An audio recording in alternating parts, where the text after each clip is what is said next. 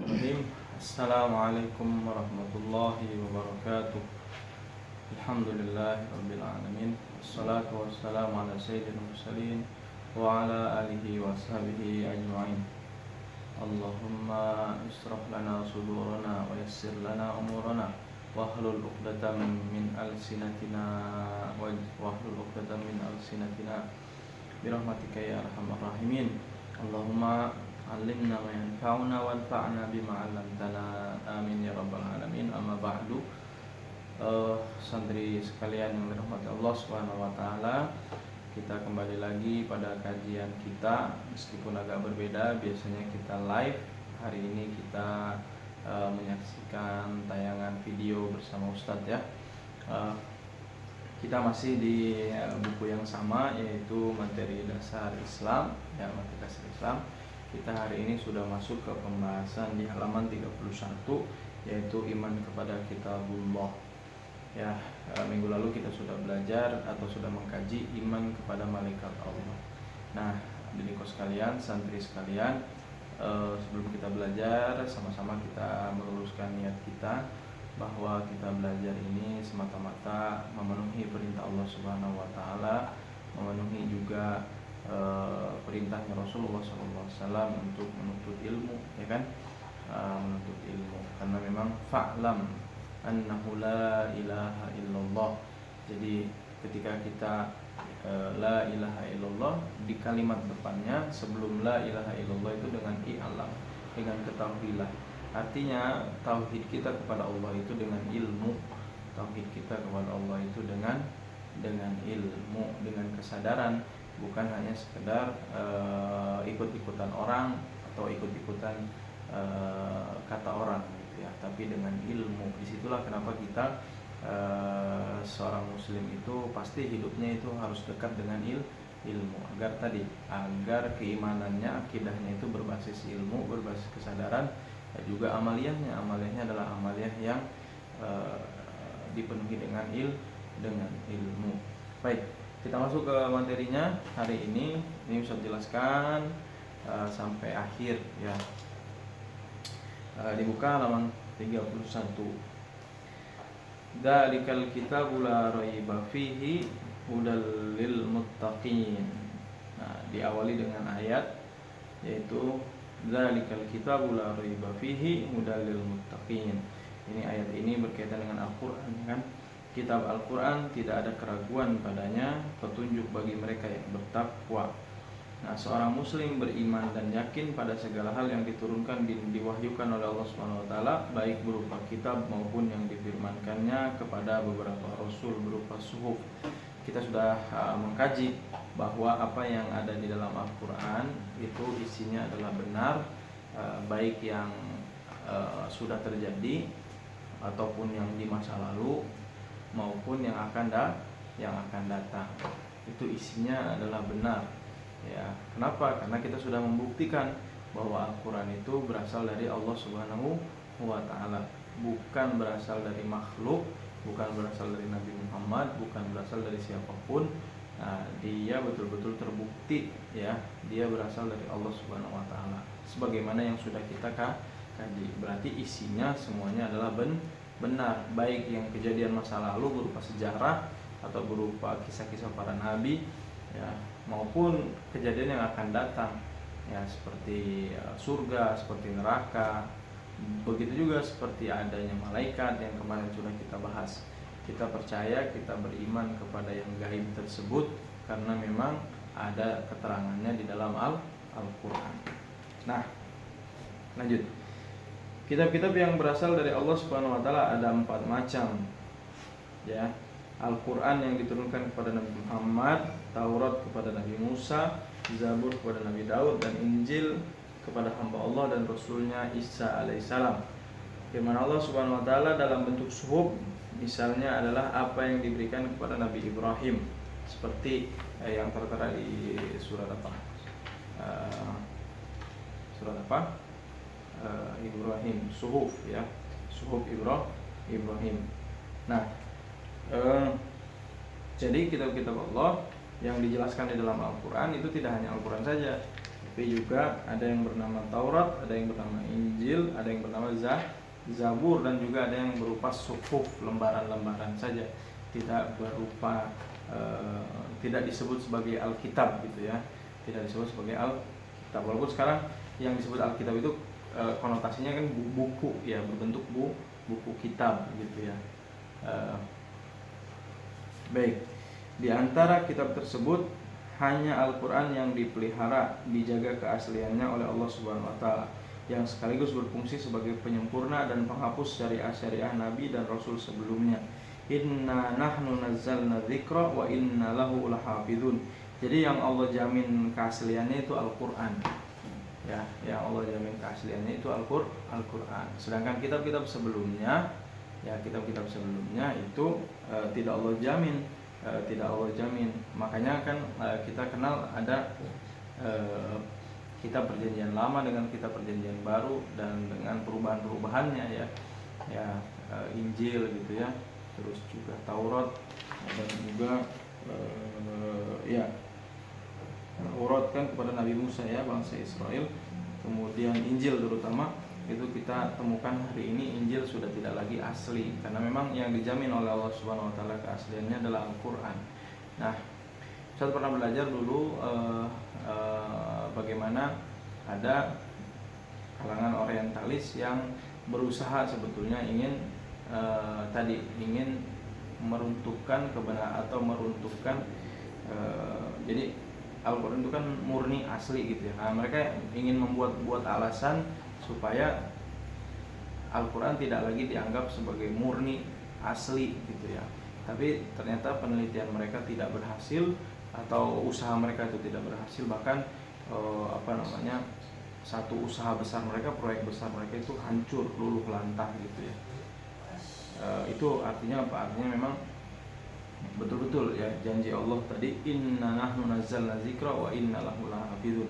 Jadi Allah yang menurunkan Al-Quran dan Allah sendiri yang akan menjaganya, termasuk hadirnya para penghafal Quran. Sampai hari ini penghafal Quran tidak habis gitu ya, tidak habis. Dari zaman Rasulullah sampai hari ini itu penghafal Al-Quran itu tidak habis gitu ya, tidak habis. Artinya disitulah jadi Al-Quran itu dijaga di dada-dadanya anak-anak kaum muslimin. Makanya menghafal Quran itu merupakan amal yang sangat mulia, karena dia termasuk ke dalam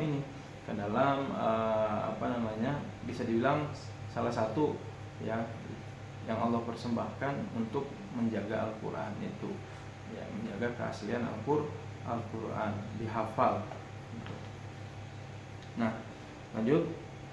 Wa anzalna ilaikal kitaba bil haqqi musaddiqan lima baina yadayhi minal kitabi wa muhaiminan 'alaihi. Dalil ini dalil yang menegaskan bahwa kami telah menurunkan Al-Quran dengan membawa kebenaran, membenarkan apa yang sebelumnya, yaitu kitab-kitab yang turun sebelumnya. Jadi dia fungsinya tadi musaddiqan. Yang pertama, fungsi Al-Quran itu musaddiqan.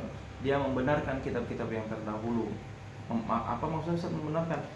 Ya membenarkan adanya gitu ya. Membenarkan juga turunnya dari Allah Subhanahu wa Ta'ala. Kan diceritakan di dalam Al-Quran ada Taurat, ada Zabur ya kan. Terus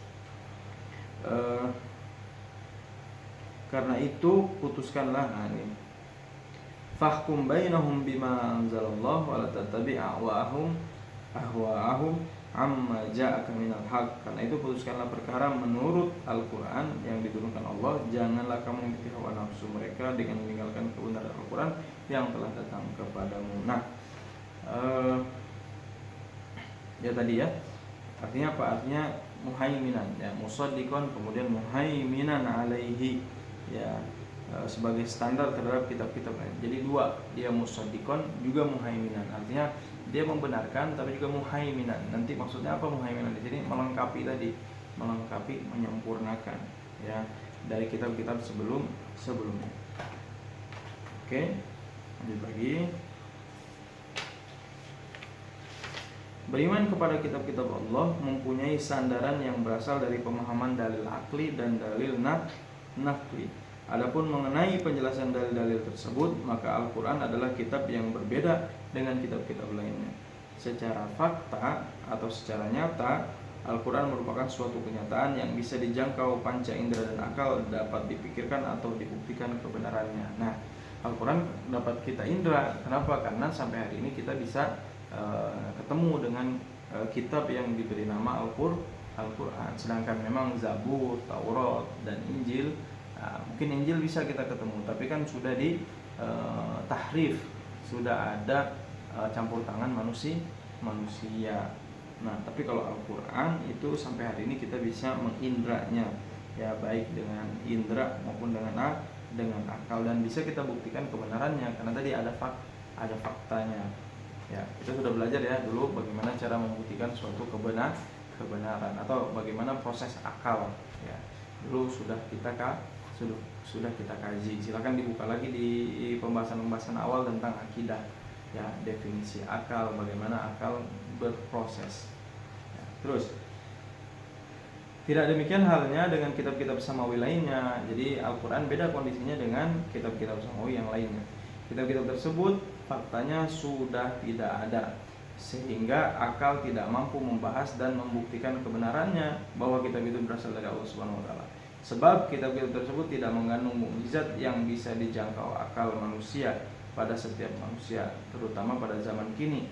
Juga nabi yang membawanya tidak menjadikannya sebagai bukti tentang kenabiannya. Meski demikian, kita wajib meyakini bahwa kitab-kitab tersebut pernah diwahyukan kepada nabi-nabi dan rasul-rasul terdahulu. Jadi kalau Al-Quran itu kan mutawatir sampai kita hari ini, makanya bisa kita buktikan kebenarannya.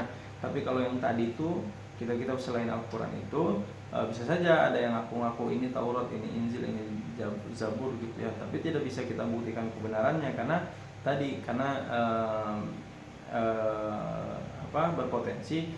berpotensi besar terjadinya kesalahan, kekeliruan, atau bahkan tadi tahrif, sudah dibuat-buat oleh manusia gitu. Sedangkan Al-Quran ini terjaga kan, dia ada rawi, ada periwayat, ya kan, sampai kepada kita dengan jalan yang sangat mutawatir, bahkan sampai hari ini dihafal langsung oleh orang-orang gitu ya. Makanya tidak diragukan lagi kebenarannya setelah dibuktikan kebenarannya sebagaimana yang kita sudah pelajari di pertemuan sebelumnya. Karena itu dalil keimanan terhadap kitab-kitab selain Al-Quran adalah dalil nakli. Makanya kita beriman bahwa ada Taurat, ada Zabur, ada Injil yang diwahyukan kepada para nabi ini. Dari mana kita meyakini kebenarannya? Dari Al-Quran itu sendiri. Karena Al-Quran di dalamnya menceritakan apa? Saat menceritakan tentang adanya kitab-kitab terdahulu. Ya, apa dalilnya? Ya ayyuhalladzina amanu aminu billahi wa rusulihi wal kitabil ladzi nazzala ala rasulihi wal kitabil ladzi anzala min qabl. Tuh ya, wa may yakfur billahi wa malaikatihi wa kutubihi wa rusulihi wal yaumil akhir faqad dhalla dhalalan ba'ida. Orang-orang yang beriman tetaplah beriman kepada Allah dan Rasulnya, pada kitab yang telah diturunkan sebelumnya, pada kitab yang diturunkan Allah dan Rasulnya, dan kitab yang diturunkan sebelumnya. Siapa saja yang mengingkari Allah, malaikat dan kitab-kitabnya, rasul-rasulnya, maka pada hari kiamat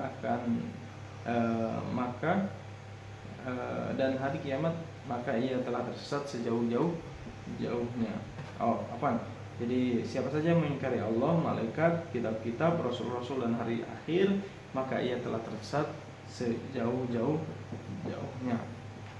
Nah, dalil ini menunjukkan bahwa kita harus pertama diminta untuk beriman kepada Al-Quran tadi kan, dan beriman kepada kitab-kitab sebelumnya. Artinya Al-Quran menceritakan, ya, mengisahkan atau mengabarkan adanya kitab-kitab sebelumnya. Jadi posisi kita terhadap kitab sebelumnya itu cukup iman saja. Apa sih maksudnya cukup mengakui adanya kitab-kitab sebelumnya. Baik. Adapun dalil yang menunjukkan bahwa Al-Quran telah diwahyukan Allah SWT kepada Nabi dan Rasulnya Muhammad SAW melalui Jibril AS adalah berdasarkan dalil akli. Nah, ini sudah kita bahas dulu ya, bahwa Al-Quran itu berasal dari Allah SWT. Itu dalilnya akli ya, karena secara faktual tidak mungkin Al-Quran itu dibuat oleh bangsa Arab, tidak mungkin dibuat oleh Nabi Muhammad atau siapapun. Satu-satunya kemungkinan adalah dia berasal dari Allah Subhanahu wa taala. Oke, ini sudah kita pelajari di pembahasan sebelumnya ya. Nah, silakan sampai di sini, nanti silakan dicatat masing-masing ininya masing-masing pertanyaannya dari setiap orang ya, dari setiap orang. Nanti Ustadz akan jawab satu persatu, tapi memang video ini harus dari awal sampai akhir.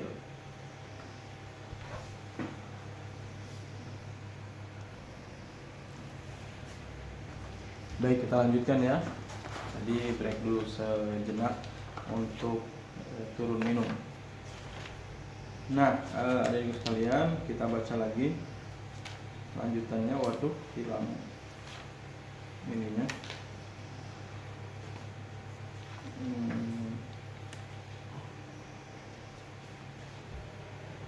Oke. Nah, tadi sudah ini ya, kita sudah pelajari bagaimana Al-Quran itu bisa kita yakini bahwa Al-Quran itu benar datangnya dari Allah Subhanahu wa taala. Itu kita tidak katanya kan, tidak kata orang, tidak kata ustadz, tapi memang kita membuktikan sendiri dengan penuh kesadaran. Nah, lanjut halaman 34 ya. Wa qalu laula unzila alaihi ayatum mir rabbih qul innamal ayatu indallahi wa innama ana nadhirun mubin. Awalam yakfihim anna anzalna alaikal kitaba yutsla alaihim inna fi dzalika la rahmatan wa dzikra liqaumin yu'minun. Orang-orang kafir Mekah berkata, mengapa tidak diturunkan kepadanya mukjizat-mukjizat ya dari Tuhannya. Nah, maka katakanlah wahai Muhammad, sesungguhnya mukjizat-mukjizat itu terserah kepada Allah. Sesungguhnya aku hanya seorang pemberi peringatan yang nyata. Jadi mukjizat itu ya tergantung kondisinya ya, tergantung Allah Subhanahu wa taala ya. Dulu di zaman nabi-nabi terdahulu mukjizatnya ya untuk menghadapi tantangan zaman sesuai dengan zaman nabi tersebut ya. Nah, memang di masa Rasulullah ini Rasulullah diberikan oleh Allah Subhanahu wa taala mukjizat sebagai bukti kenabiannya, yaitu Al-Quran. Dan ternyata memang dengan Al-Quran ini kita saksikan di dalam sirah adalah betul-betul menjadi penguat kenabian Rasulullah Shallallahu Alaihi Wasallam. Setiap orang yang memiliki pengetahuan walaupun sedikit tentang bahasa dan sastra Arab serta seluk-beluknya akan menemukan bahwa Al-Quran merupakan bentuk ungkapan bahasa yang istimewa, dan belum pernah ada orang-orang Arab yang mengungkapkan seperti itu, baik sebelum atau sesudah diturunkannya Al-Quran. Jadi gitu ya, siapapun yang belajar bahasa Arab dia akan mendapati bahwa bahasa dan sastranya Al-Quran ini luar biasa, beda dengan bahasa hadis, misalkan hadis Rasulullah SAW. Makanya kan salah satu kemarin dalil tentang bahwa Al-Quran itu berasal dari Allah Subhanahu wa taala kan bedanya hadis dengan Al-Quran, padahal keluar dari mulut atau keluar dari lisan yang sama, yaitu lisan Rasulullah Shallallahu Alaihi Wasallam. Jadi bagaimana mungkin ya berasal dari satu lisan yang sama tetapi keluarnya berbeda. Ya, itu salah satu bukti bahwa Al-Quran itu berasal dari Allah Subhanahu wa taala. Kehebatan Al-Quran dengan segala aspeknya telah menyebabkan mereka tersungkur. Maksudnya mereka kaum kafir Quraisy ketika itu yang mengejek-ngejek Al-Quran, menentang dan menuduh bahwa Al-Quran adalah bukan datangnya dari Allah Subhanahu wa taala. Ya, mereka tersungkur mengakuinya dan bantahan apapun menjadi pantah. Tantangan-tantangan tersebut telah menyebabkan mereka terdorong untuk mencoba berbicara dan membuat semisal Al-Quran, kan gitu ya. Jadi ditantang oleh Allah Subhanahu wa taala, kalau memang kalian bisa ya bikinlah 10 surat awalnya kan. Terus bikin nggak bisa 10 surat, 1 surat. Ternyata 1 surat nggak bisa, 1 ayat. Itu pun nggak bisa. Nah, itu bukti bahwa padahal waktu itu kaum kafir Quraisy itu ya yang paling masyhur ketika itu adalah kemajuan dalam bersastra, bersastra. Mereka mengakui, ya, mengakui keluar biasaannya Al-Qur'an. Nah, Ustaz, kok kenapa masih banyak yang kafir ketika itu? Iya, karena mereka yang kafir-kafir ini yang tidak langsung tergerak untuk mengakui kebenaran Al-Quran tadi, sebenarnya di dalam hati mereka mengakui, tetapi karena ada ego, karena ada sombong, mereka akhirnya berpaling gitu. Malah mereka menuduh Al-Quran, menuduh Rasulullah gitu ya. Oleh karena itu, ada di sekalian santriwan dan santriwati, di antara sifat yang harus senantiasa kita hindari adalah sifat sombong tadi. Ya, sifat sombong itu batorul haq. Ya, jangan sampai kita ada satu kebenaran yang disampaikan kepada kita, kemudian gara-gara sombong akhirnya kita berpaling gitu ya, berpaling, batorul haq, menolak kebenaran. Jangan sampai seperti kebanyakan orang-orang kafir Quraisy ketika itu ya. Padahal mereka di hati kecilnya mengakui kebenaran Al-Quran, tapi karena sombongnya tadi, terus tidak mau kedudukannya bergeser, ya, mereka akhirnya tadi menolak, atau menuduh justru, ya, menuduh. Begitu juga dengan orang-orang sekarang ya, orang-orang sekarang ya, terhadap syariah, ya, terhadap khilafah misalnya, setelah disampaikan ya dalilnya, disampaikan buktinya, disampaikan juga sekarang sejarahnya, masih Ustaz yakin di hati kecil mereka itu mereka mengakui. Tetapi kalau masih ada orang-orang yang tadi seolah membenci ya, terus bahkan melakukan propaganda negatif, nuduh gitu ya, nuduh. Nah, itu biasanya umumnya bukan soal pengetahuannya, tapi soal kesombongannya. Ya, bisa jadi takut kedudukannya terganggu dan seterusnya. Gitu ya. Kita lanjut. Wa qad na'lamu innahu la yahzunuka alladhi yaquluna fa innahum la yukadzibunaka walakinna adh-dhalimina bi ayatillahi yajhadun. Nah, sesungguhnya kami tahu bahwa apa yang mereka katakan itu menyedihkanmu. Nah, maksudnya menyedihkanmu itu di situ apa? Karena dituduh-tuduh tadi ya. Tetapi janganlah bersedih karena mereka sebenarnya bukan mendustakanmu, tetapi orang-orang zalim itu telah mengingkari ayat-ayat Allah Subhanahu wa taala gitu. Karena Rasul waktu itu memang dari muda, sebagaimana kita belajar di sirah ya, Rasulullah terkenal sebagai seorang yang terpercaya, yang al-amin gitu ya. Jadi sebenarnya mereka secara pribadi tidak bisa menolak mendustakan apa yang dibawa oleh Rasul gitu ya. Nah, tapi mereka memang betul-betul zalim dan telah mengingkari ayat-ayat Allah. Tadi mungkin ya karena takut kepentingannya terganggu, atau tadi karena egonya ya, tidak mau digeser gitu ya, tidak mau digeser pengaruhnya, takut pengaruhnya hilang ya gitu. Nah, memang kalau kita sudah menjabat atau kita punya posisi, itu hati-hati. Ada tadi ya bahaya bako tadi ya, bahaya bako ya, bahaya ini sehingga menolak kebenaran tadi, khawatir gitu ya. Maka kita harus jadi orang yang tawadu, orang yang mau mendengar nasihat orang lain, orang yang mau terbuka.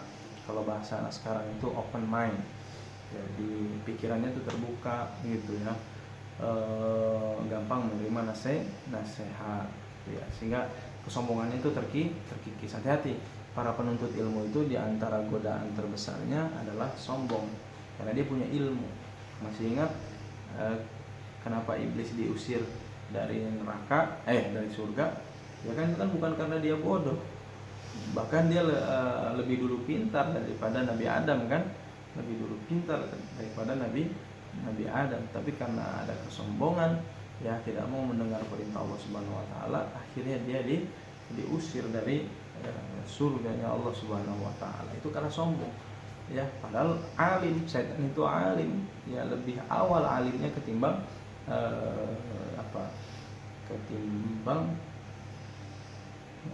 Adam ya, ketimbang Adam ya. Nah, tapi karena sombong tadi, makanya hati-hati ya, kita ini para penuntut ilmu hati-hati dengan sifat sombong ya, harus senantiasa turun, harus senantiasa tawadu. Baik adik-adikku sekalian, insya Allah kita akan lanjutkan lagi di pembahasan berikutnya. Intinya adalah Al-Quran itu berasal dari Allah Subhanahu Wa Taala, ya berasal dari Allah Subhanahu Wa Taala. Sudah kita kaji pembuktiannya, dan ternyata kita berdasarkan keterangan di dalam Al-Quran dan As-Sunnah yang harus kita imani tidak hanya kitab Al-Quran, ada juga kitab-kitab terdahulu yang juga harus kita imani keberadaannya, ya, atau hadirnya di masa lalu, ya. Tapi yang memang yang jadi petunjuk kita hari ini, yang menghapus atau melengkapi kitab-kitab sebelumnya adalah Al-Quran.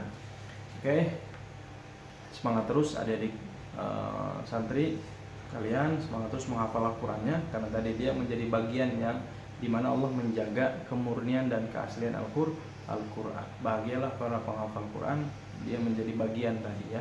Selain nanti kelak insya Allah kita akan memberikan mahkota kita kepada para orang tua kalau kita berhasil menghafal Al-Quran. Dan tentu para penghafal Al-Quran itu dia insya Allah ketika dia berdakwah dia akan lebih mantap, ya kan. Ketika dia menjelaskan dia lebih mantap. Tapi perlu diingat tadi, ya, semangat terus belajarnya, tapi tetap tawadhu, jangan sampai kita dihinggapi penyakit sombong, karena penyakit sombong itu adalah penyakitnya iblis, ya, karena sombonglah iblis akhirnya dikeluarkan dari tempat yang paling nikmat, yaitu surganya Allah Subhanahu wa Ta'ala. Nah, baik, terakhir semoga ini jadi amal soleh kita. Belajar itu kan amal soleh, ya. Ini jadi catatan amal baik kita, mudah-mudahan menjadi catatan amal baik, ya, menjadi catatan amal baik, dan semoga bermanfaat ilmunya. Semoga Allah ridho terhadap aktivitas kita. Sekian, Ustaz akhiri, ketemu lagi di minggu depan. Kalau ada pertanyaan silahkan ditulis, nanti difotokan, dikirim ke Bang Elvan, ke Ustaz, ya. Nanti Ustaz jawab satu per satu. Baik, sekian. Assalamualaikum warahmatullahi wabarakatuh.